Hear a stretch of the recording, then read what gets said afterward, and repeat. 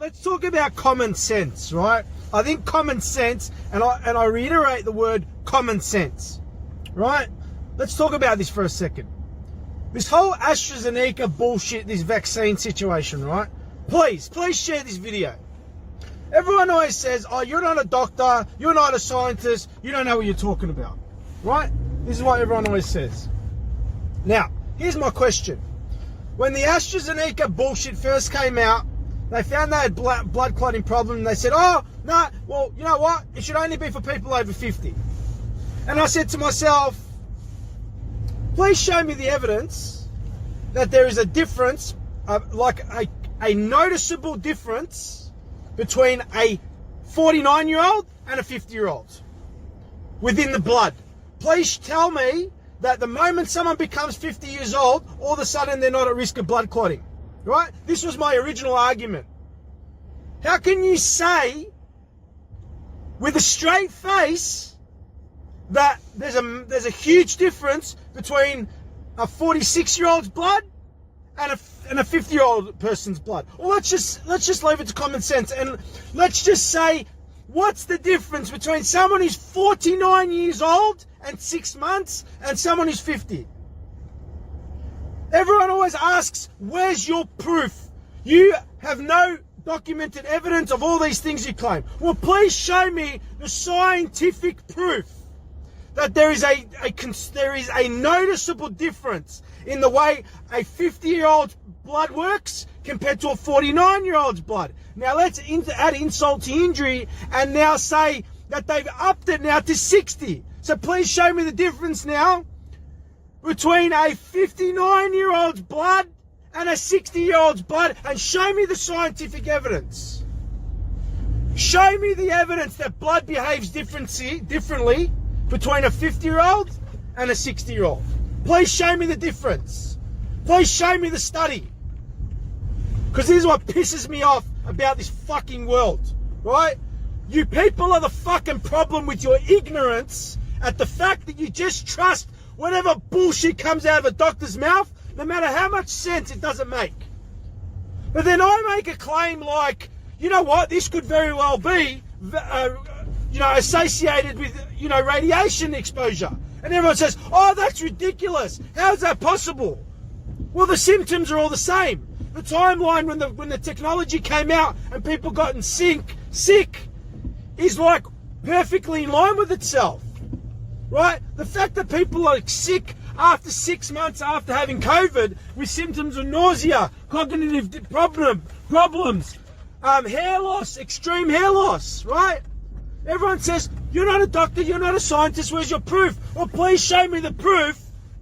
Use the same level of scrutiny with these fucking doctors and scientists that are being paid off, selling their fucking souls at the expense of humanity, lying through their fucking teeth now, saying that it's okay to give it to 60-year-olds, but 59-year-olds, don't worry about them.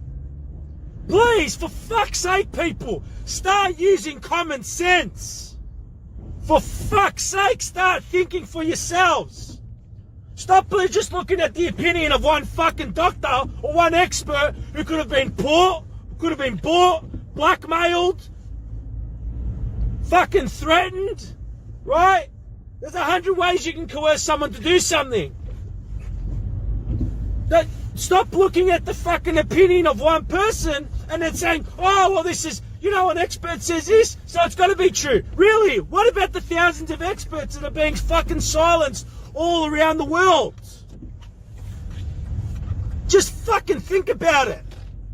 Look at what's happening. Look at the fact that is it reasonable and proportionate to lock down the whole fucking country, a whole state, debilitate a whole economy for 4 fucking cases?